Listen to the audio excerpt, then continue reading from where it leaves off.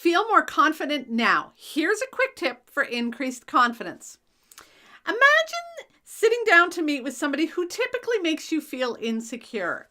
This time, though, rather than feeling like shutting down and being quiet when they ask you something, you notice that urge to shrink.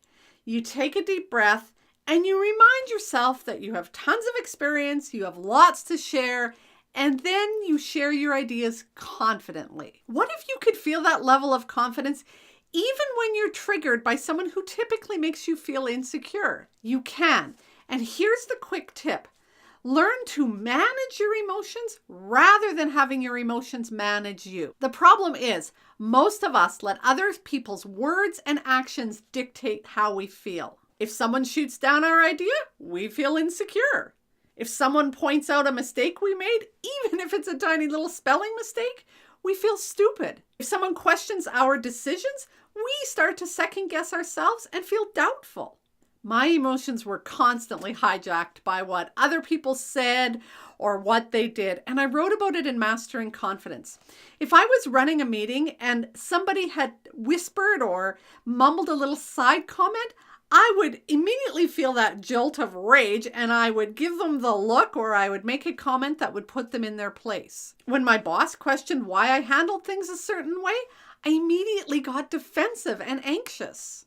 I wasn't in control of my feelings, my emotions, or my reactions. But leaders who handle their emotions and manage how they're feeling choose their responses rather than letting their emotions hijack them. And they feel much more confident when they do that. I wrote about that in Mastering Confidence. The vital role of emotional intelligence. The managers that kick butt are the ones that recognize and regulate their own emotions. It isn't that they don't get angry. They just don't fly off the handle when they do. They channel their anger into more effective responses.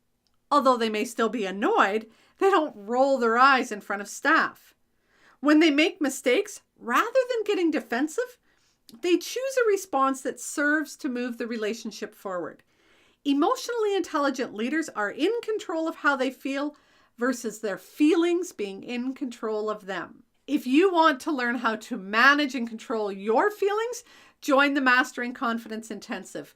We are going to, in 6 weeks, not just read Mastering Confidence, but we are going to study it. And you are going to study it and learn and grow in a learning community. You will increase your confidence in both your leadership and your life. Most people believe that confidence is an out there thing. They let their level of confidence be based on what other people say or do, rather than taking responsibility for it, choosing and managing their thoughts and emotions. Don't be most people. Stop waiting, start taking action. You, my dear, have a choice to make. You can continue to let your emotions and feelings hijack you and impact your level of confidence, or you can learn to manage your emotions and feelings and feel more confident. Join the Mastering Confidence Intensive. The link is in the notes.